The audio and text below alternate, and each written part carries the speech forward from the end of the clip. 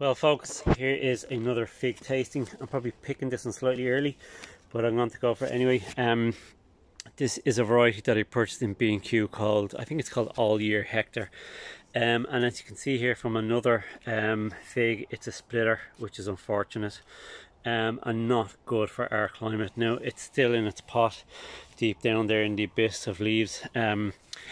And I've been very mindful not to water too much. I haven't actually watered it that much at all recently, so unfortunately we still have some splitting, which is pretty shit.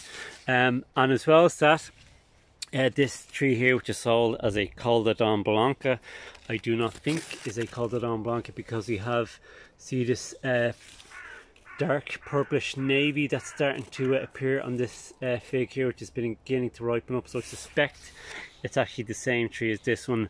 It has quite an open eye as well, which is not good. And in fact, I've actually just pulled off two. This isn't looking great here. There was a fig just here and it had mold on it. It could be to do with the moisture that we're getting at the moment, because it is quite humid. We've had a lot of rain recently, even though these are inside a polytunnel. But anyway, let's have a taste of this. It's not a good sign though, because it's quite disappointing. That's a very, very big open eye. And these trees were not cheap, so I have to say I am very disappointed. But especially with B&Q, because if this isn't Col de Don Blanca, which I don't think it is, then that's desperate marketing. Anyway, we'll give this a try and see what it's like. Hopefully this will change my mind.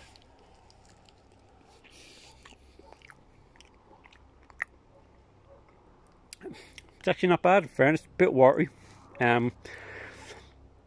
It's got that fig taste, mildly sweet, kind of melony flavour. Not so much jammy strawberry, but it's actually pretty good.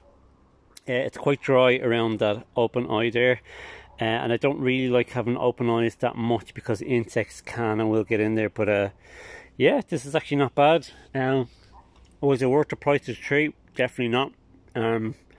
This is possibly going to become rootstock now in the future, but particularly because of this, that splitting just does not bode well for me. I mean, there's plenty of figs on it, but they're going to be pointless if they all split like this. But yeah, there you go, All Year Hector. All Year Hector is definitely not a named variety. I think it's a marketing name, so I've no idea what that tree is. But on a good note, I'll just show you this here. We have some Ronde Bordeaux that are starting to ripen up, which is absolutely fantastic. We're still at the early August really, and we're getting the main crop ripening already, which is spectacular. I just hope that we don't get too much rain. This is in the ground, and it's not too far from the sides of the polytunnels, which do get drenched when it does rain. And I suspect, given how old it is, the roots might have ventured out that way. So hopefully we don't get too much rain. But yeah, they are pretty early for a main. It's probably going to be the earliest main crop I've ever had before, which is stellar, particularly given the spring we've had.